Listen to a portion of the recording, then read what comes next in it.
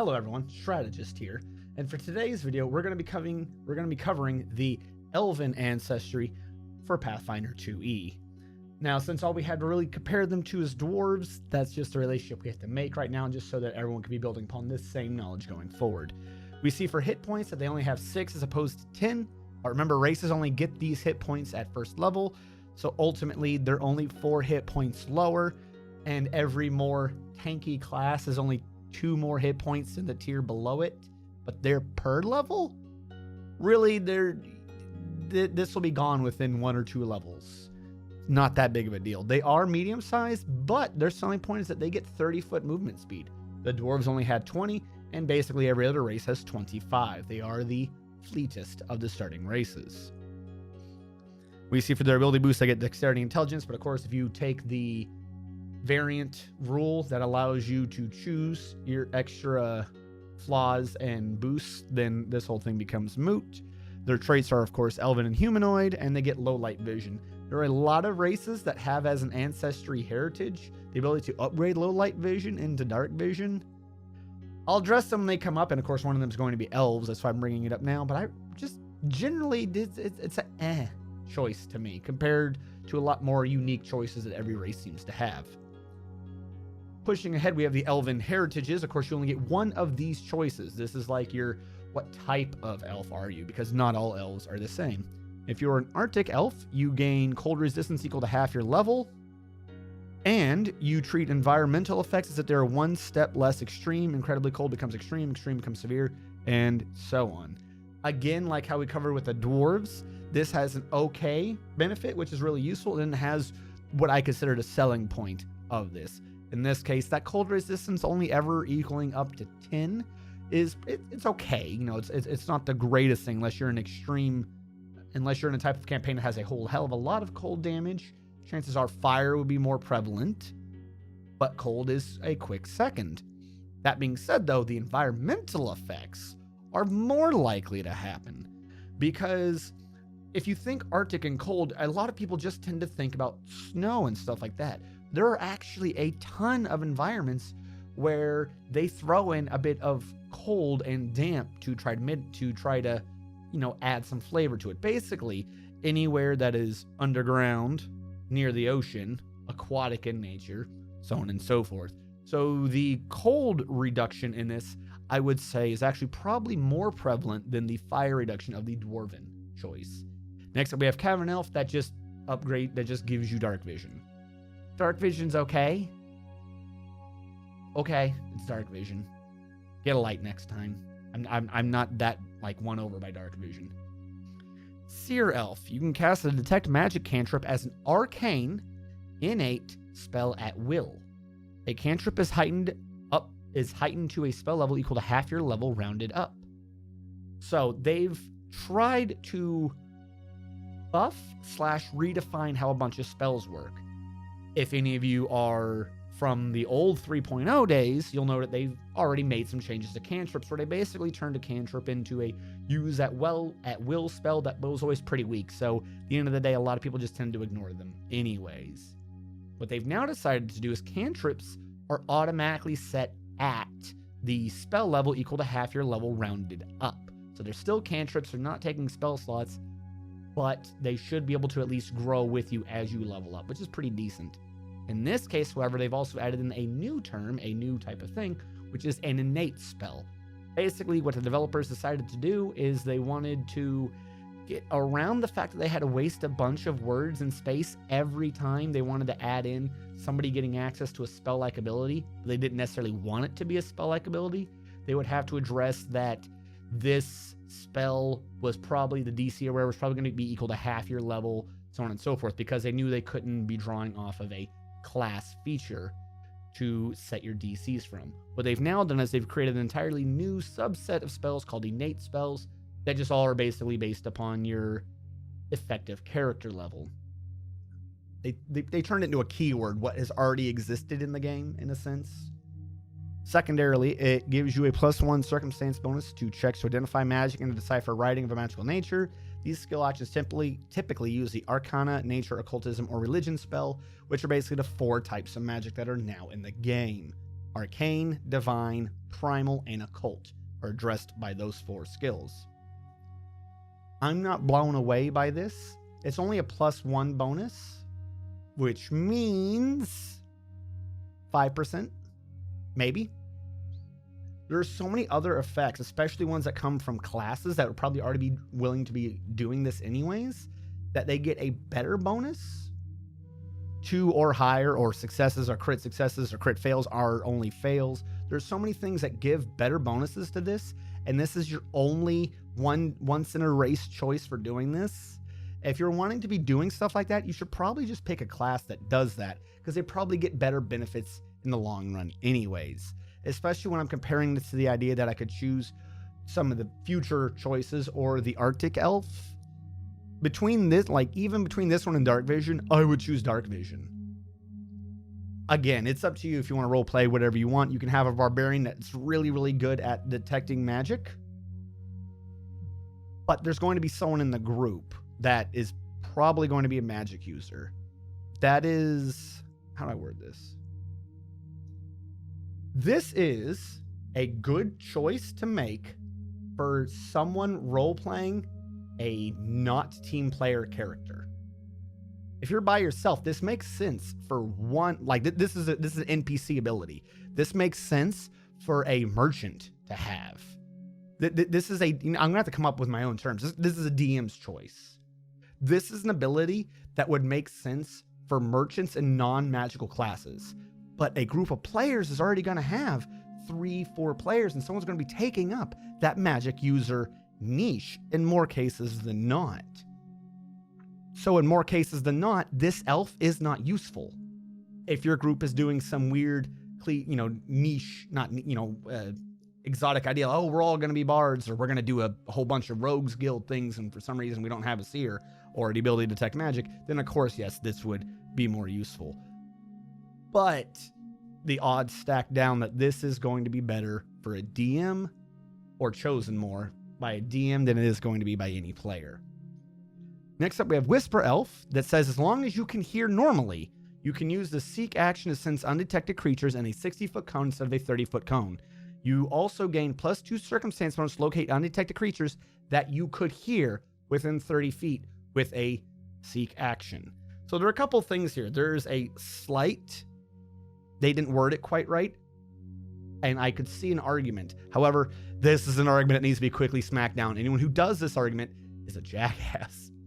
So first of all, they've now made it to where you could do a Seek action, which is like you're listening intently, which generates a cone normally 30 feet in length in front of you.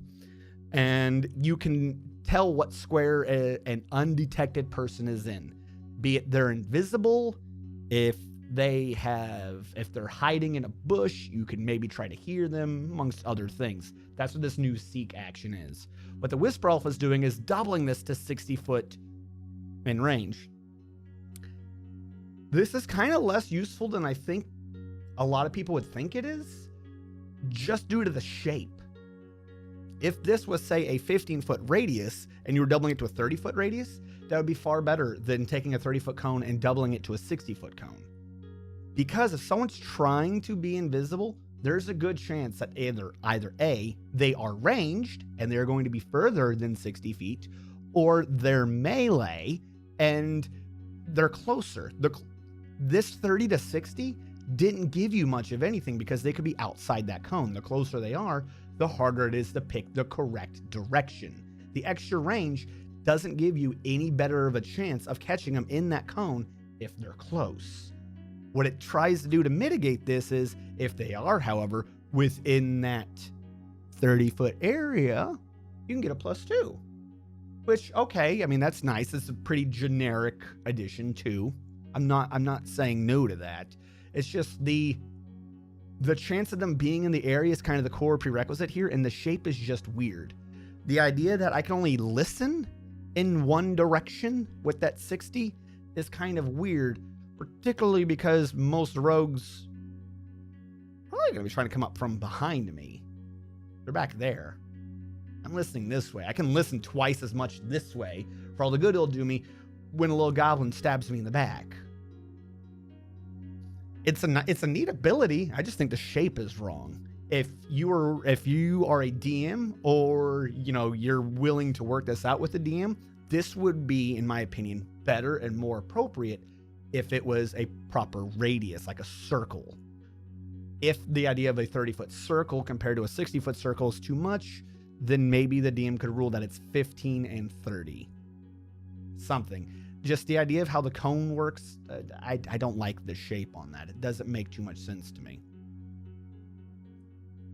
Also, and this is a thing that someone's going to try to argue, but they're wrong. The bottom one says you get a bonus to locate undetected creatures that you could hear. The top one says as long as you can hear normally. It doesn't say you have to be able to hear the undetected creature. You get what I'm saying? Again, I'm not making this argument. This is clearly a read as intended versus read as written. They meant that you could hear the creature. But if somehow the creature can't be heard, but you can hear normally, you can use a seek action to detect him. If you have a DM, or you are a DM who rules read as written all the time and doesn't really try to go with read as intended, this can be used against you. I would say no to this. That is goofy. That is really goofy. Last up for the ancestries, you have the wooden elf. When climbing trees, vines, and other foliage, move at half your speed on success and at full speed on a critical success. And you move at full speed on a success if you already have quick climb. This does not affect you if you're using a climb speed. All right. You can always use the take cover action when you are within forest terrain to gain cover, even if you're not next to an obstacle that you can take cover behind. So this is so poorly written as to be broken. And if there's any semblance of woods near where this elf would be, I would probably suggest woodland elf. Arctic is good for a bunch of environments, but this is almost too good to be true.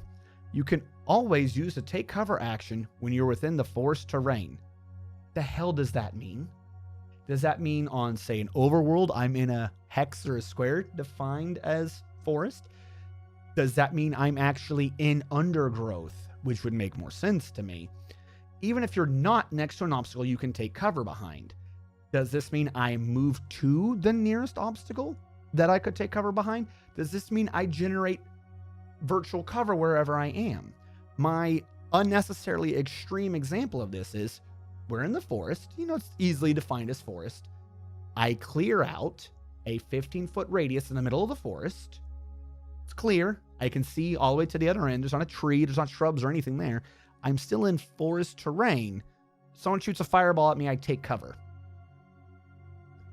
One, do I get cover? At what deforestation does it no longer count as forest terrain? Two, do I stay in place and are treated as if I have cover? Three, do I teleport to behind the nearest tree? What is the actual mechanical effect of this? Because this can lead to other things, because it says you can always use a take cover action. Use that to hide, use that for multitude of things. I just use the fireball example as like a reaction thing, but this is poorly written. This could either be very broken or very weak, depending upon how your DM comes down on this. What is forest terrain? When you are within forest terrain, does that mean that I have to be in shrubbery? Does that mean I have to be in something that can grant concealment? It's clearly not within arm's reach of a tree, because it specifically says even when you're not next to an obstacle, you can take cover behind. So we don't even have to worry about being close to a tree. What is the definition here? And how exactly am I taking cover? Have I taken cover behind an obstacle? Has this moved me out of harm's way? Or have I generated mystical cover around myself? And again, if I'm doing the second one, it doesn't say I need concealment. What if I'm in a clearing? Is it still forest terrain? Because terrain is a big encompassing word. I don't know where to rule on this one. The Arctic elf being a more stable and easily defendable argument, I would say go with Arctic elf. If you're near woodlands and your DM allows you to do read Woodland Elf as the way it is, because I have no clue how to get their read as intention off of this. Go with Woodland Elf if there's some trees near you, because this is kind of goofy. What this can kind of do is perhaps set up an unusual state, and I'm not saying this is something that could actually happen. I'm just saying somebody's going to make the argument. If you go down the idea that it teleports me to behind cover, one, can it be shut down with Dimensional Anchor or anything like that, assuming a teleport-like effect? Two, who chooses what cover I go behind? It doesn't say the closest cover if we're going with the it moves you behind cover. So could I use that to teleport halfway around the world as long as I'm behind a wall? Again, not an actual statement for this last one. My point being, someone's going to make the argument in some game somewhere because of how poorly this one is written. And even if you go with, no, of course it doesn't, it just lets you take cover as you stand. There are going to be a lot of books that are going to be released in the future that are going to have a lot of effects that are based around you probably at some point being behind cover. If the idea is that you can generate cover where you are as long as you're within this poorly defined forested terrain, then you're going to make a lot of things easier, and then also Woodland Elf's going to be grabbed for a lot of things just to power up other abilities because of how this is written. The top one's also pretty decent, but it's also capable of being pointless because you don't get any of these benefits as soon as you get a climb speed. So this is a racial ability that in fact can be removed. If you get a climb speed, every part of the top part of this doesn't apply. So that's kind of a bummer. Literally the whole argument for Woodland Elf goes to that second choice. Then we get into the ancestry feats for the elves. Remember again that you can choose any of these feats once they come up at 1st, 5th, 9th, 13th, and 17th level, but you can only choose them if you meet their prerequisite. I cannot take a 5th level feat until I've hit at least 5th level. However, at 5th level, I could choose a 1st level feat again. They're not either or choices like just heritages are themselves. So first thing we have is Ancestral Longevity with a prerequisite of at least 100 years old. You have accumulated a vast array of blah, blah, blah, blah, blah. During your daily preparations, you can reflect upon your daily experiences to gain the trained proficiency rank in one skill of your choice. This lasts until you prepare for the day again. Since this proficiency is temporary, you cannot use it as a prerequisite for skill increases or a permanent character option like a feat. Now, spoiler alert, there you have like 2 or 3 other racial feats that can make this even more broken and more powerful. So if something I say right now doesn't necessarily seem copacetic with what they've written here, there's a feat coming up that does make it copacetic with this. This makes skill monkeys pointless. This has taken the idea of classes that are proficient in more skills and thrown them out the window.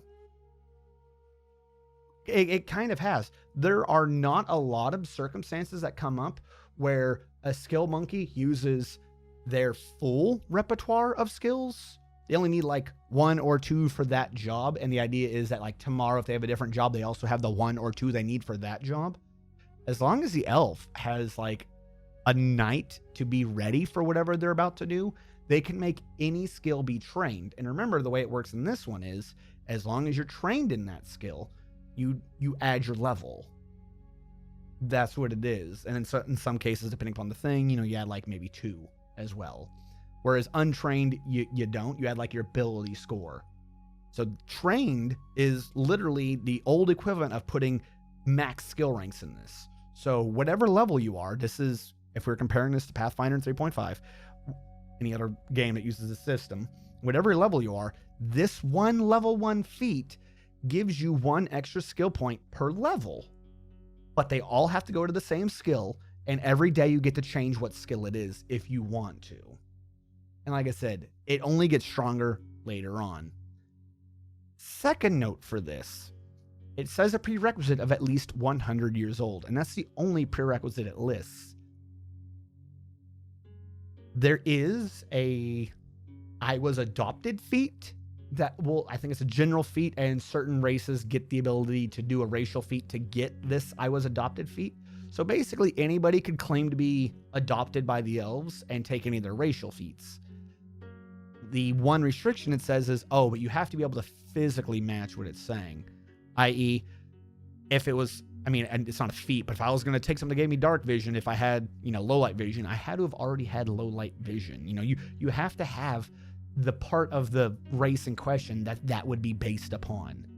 So as long as you're any race or you set up your dude to be over 100 years old, like, it's not based upon elven ears or extreme elven things. It's just because you lived a long time. Even by its own description, you have accumulated a vast array of lived knowledge over the years.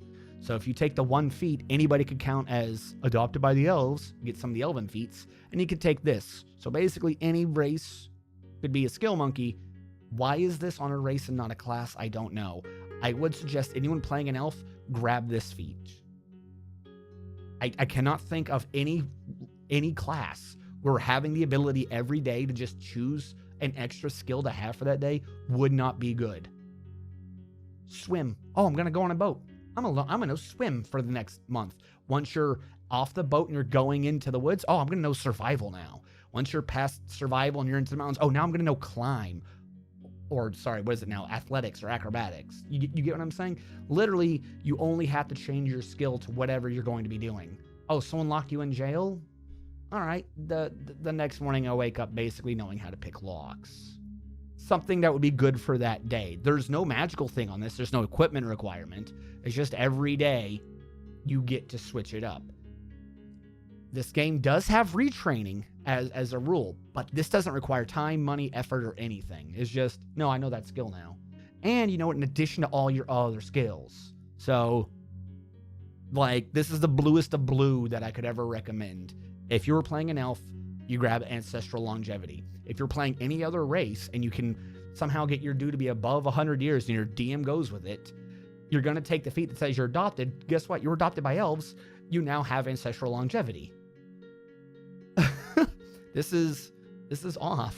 This really this really cripples a bunch of things out from benefits that some classes should have.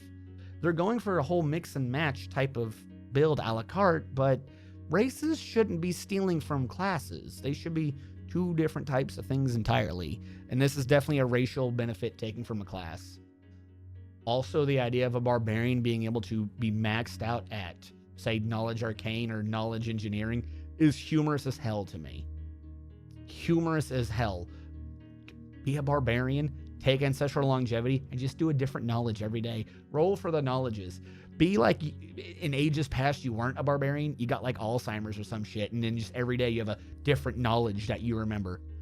Good for role-playing too, but man, is this feat goofy. Elven lore. This is, every race has one of these, where you gain 2 skills and a thing about Elven lore. In this case, you gain Arcana and Nature.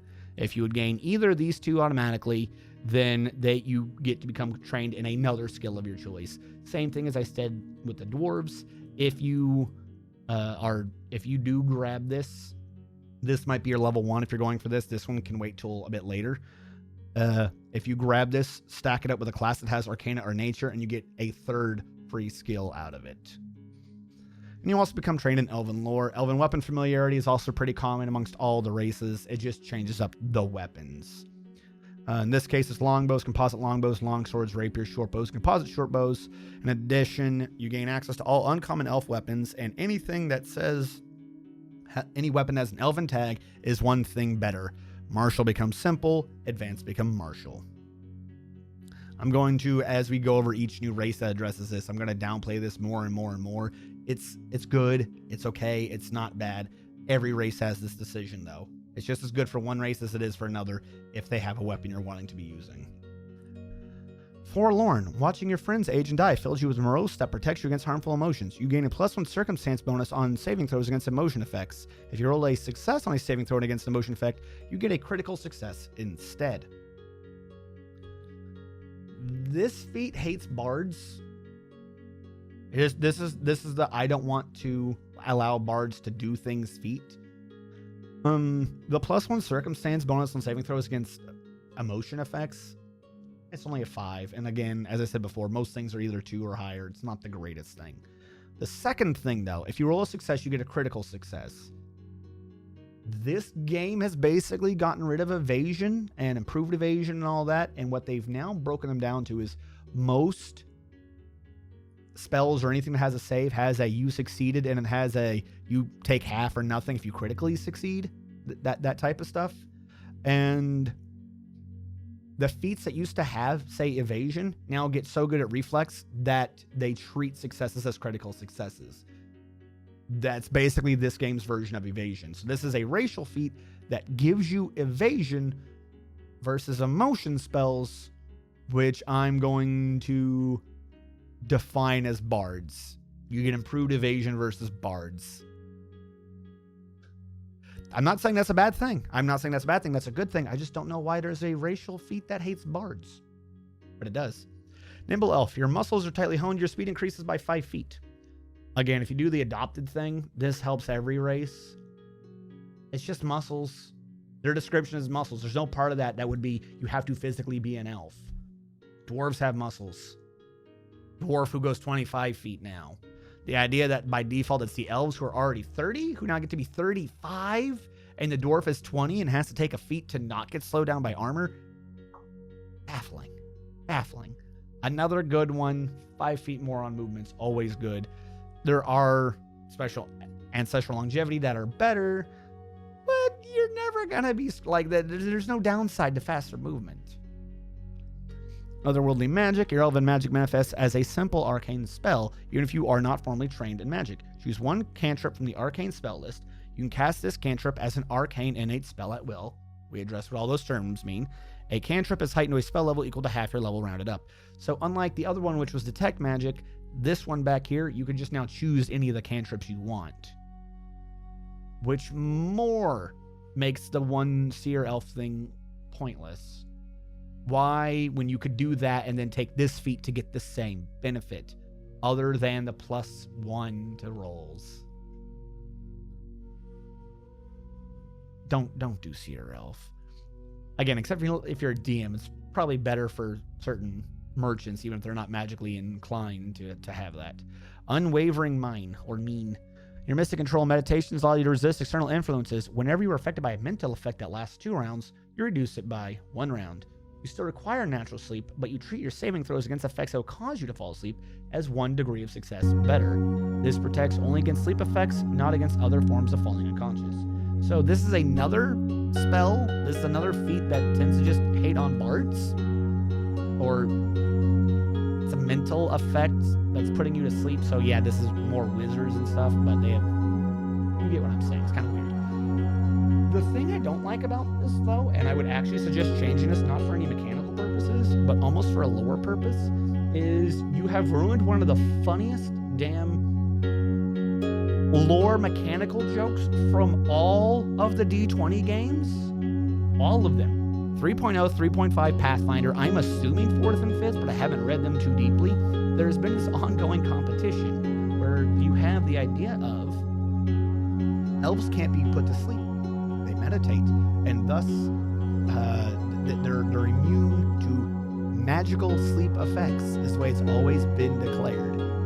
Magical sleep effects. In most every game, there's one non-magical sleep effect to put people to sleep, which means the elves are not immune to it because it's not magical.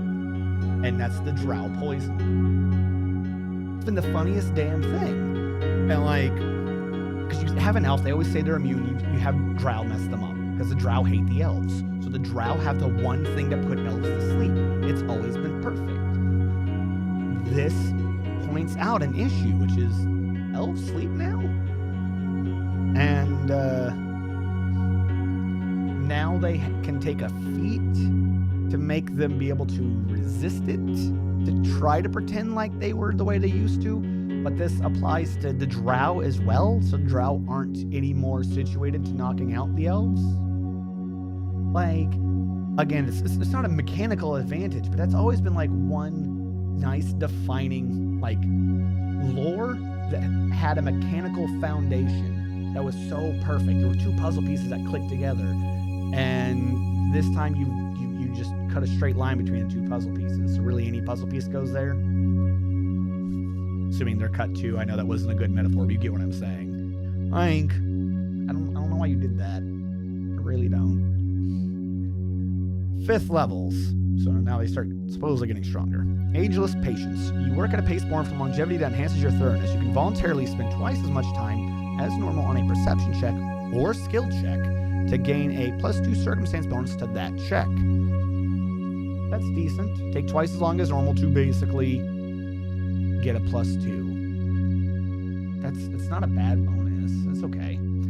You also don't treat a natural 1 as worse than usual on these checks.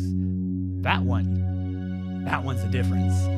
You get a critical failure only if your result is 10 or lower than a DC. For example, you could get these benefits if you spent 2 actions to seek, which only takes 1 action. You can get these benefits during exploration by taking twice as long exploring as normal, or in downtime by spending twice as much downtime. The GM might determine a situation doesn't grant you a benefit if a delay would be directly counterproductive to your success, such as a tense negotiation with an impatient creature.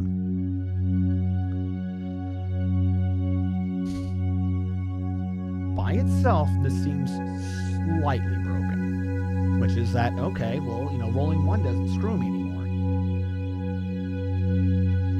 That's already a bit, strong. I would suggest that at some point, because this is any skill, as long as being slow doesn't penalize you. A lot of skills, and even the ones that it wouldn't apply to, it would apply to sometimes.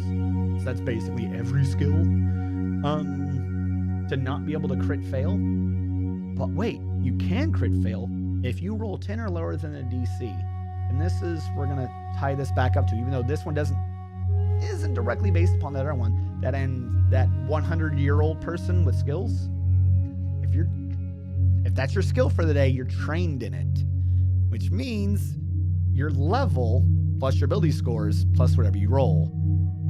Generally, the DCs are about whatever you do.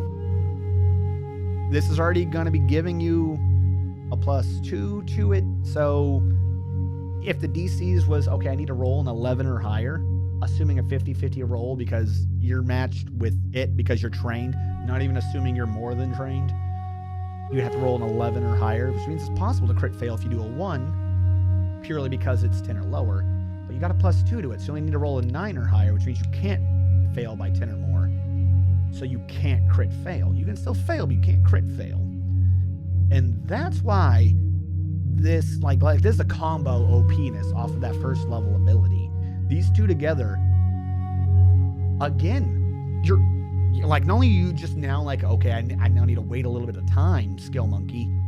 You as long as you can take 2 rounds, assuming it's something that only takes 1 round, as long as you can double the time, you can't crit fail. Unless it's just fucking impossible. Like, okay, sure, I guess. Elves are skill monkeys now. I don't know what class they are, but they're skill monkeys. Because again, that also can be done by any class. This could be barbarians. Doing knowledge checks. Smartest character in your group somehow is a barbarian. No one knows how. Elven weapon elegance. This just increases what we saw earlier with the elven weapon feat. Allows you to get the weapon's critical specialization effect. I'll address those in the equipment videos. At 9th level, you get Elf Step, which is a 1-action thing, which says you step 5 feet twice. Now, to make this clear, a step is basically a 5-foot step, and what this says is you can take a 5-foot step twice for 1 action. Normally, you only get the 5-foot step once. This is not necessarily a 10-foot step. It says you can 5-foot step twice. Admittedly, the niche situations where that distinction is important right now is rare and not forthcoming, but it allows me to 5-foot step forward and then choose what direction to go after with the next 5-foot step. Normally when a player is doing something, they can do up to a 10-foot step. What they'll do is they'll choose up to 10 feet away. What this allows you to do, though, is take an action, 5-foot step, ask the DM if something happened, take another 5-foot step, all within the same action. You get what I'm saying? It's different than a 10-foot, because if a 10-foot did it as a 5, just to be careful, he loses that. But this one says you get to do a 5, evaluate the circumstances, and then do another 5, all for the same action. This is actually pretty useful. Like I said, the true amount of situations where that could come up right now are a bit slim pickings, I admit. But there's got to be more books. This is the first book they've released. There's got to be something. I can feel it. I can feel it in my bones. Expert longevity is the first feat to directly increase the ancestral longevity feat we discussed earlier. You continue to refine knowledge. When you choose a skill in which to become trained with ancestral longevity, you can also choose a skill in which you are already trained and become an expert in that skill. This lasts until your ancestral longevity expires. When the effects of ancestral longevity and expert longevity expire, you can retrain one of your skill increases. The skill increase you gain from this retraining must either make you trained in the skill that you chose with ancestral or make you an expert in the skill you chose with expert longevity. This is retraining on the fast and fly. What this basically means is, at the beginning of the day, you have chosen one skill to become trained in, and you've chosen another skill to go from trained to expert, so you get a +2 in it, and these are two different things. Every day when you get to choose, you get to change what skill you got for either of those and say, really, it was the other skill without changing the numbers. So going with the barbarian horse, because I haven't quite beat that one to death yet, I can say temporarily today I have knowledge engineering. And then tomorrow I could say, that knowledge engineering, I've really had that the entire time. What I had chosen was athletics or something stupid.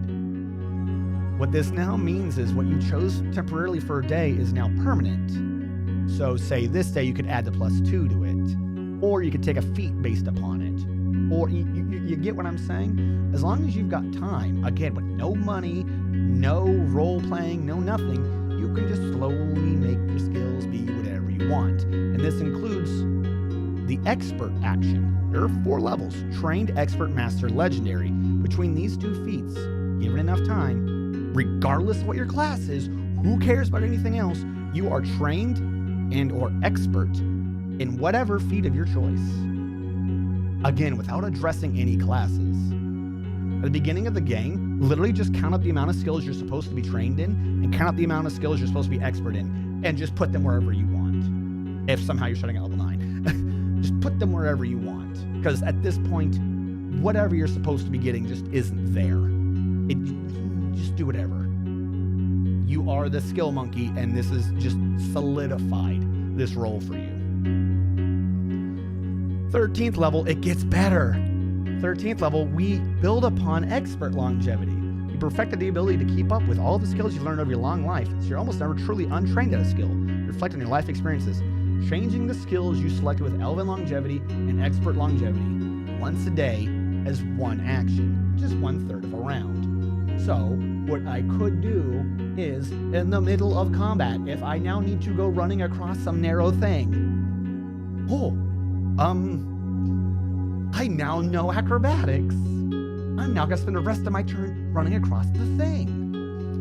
The one thing up to this video, and this is gonna be the real test to see if anybody watched the entire video, that someone could argue is, but bards, or in class-based skill monkey, are better able to react if something happens, because you were earlier choosing them at the beginning of the day. So if the DM surprises you, you could be still caught unawares. Admittedly, now it's only once a day, but no, they can't. Oh, you're doing a boat thing, or you're a mile away from you're a mile away from the ocean. All of a sudden there's a tsunami and you're underwater. I now know how to swim. You've completely removed the one argument that I was purposely avoiding, because we're going to see who's actually paying attention to the whole video. And again, this is a racial, not based on any class. So this could be wizard, fighter, barbarian, cleric, just training whatever they want. Whatever. Coolio. Elven weapon expertise just finally finishes up the Elven weapon feats. Whenever you gain a class feature that grants you expert or greater proficiency in certain weapons, you can also bring any of that to your Elven things. It's a decent one. I'm not saying it's bad. If you're going down an Elven weapon tree, sure, that's an okay choice. I just like I said with the dwarves, though, I don't understand why you would have gone from between level 9 and 13 without just choosing a weapon that you got this class feature for. You like, all this feat does is make you uncripple yourself. It does good, but in order to have used this, that means the entire time, because by 13 you have your weapon. You have your weapon because it's enchanted. So what this makes up for is that you have a weapon that you really like, that's an elven weapon, but you couldn't apply certain class features to it, and now you can for 4 levels. I don't see that reasonably happening. I don't know what player wouldn't just grab a weapon that matches one of their class features. I don't easily see this happening. But if you find yourself in that situation, here's a feat, take it. It's good. It's not bad. It's good. I would choose a skill one over it, but it's there. Skill one's definitely, in my opinion, the greater of these choices. And then after 13, you have that one last free one at 17. That brings us to the end of the Elven video. Thank you all so much for watching. If you would like to support the channel, click that subscribe button. If you would like to support this playlist, click that like button. Leave some comments down below, because I really want to hear what your guys' opinion are on how some of these rules are written, whether or not you think I've interpreted them correctly. Feel free to argue with me. I got thick skin. I'm good for it. Thank you all so much for watching. I'll catch you guys next time.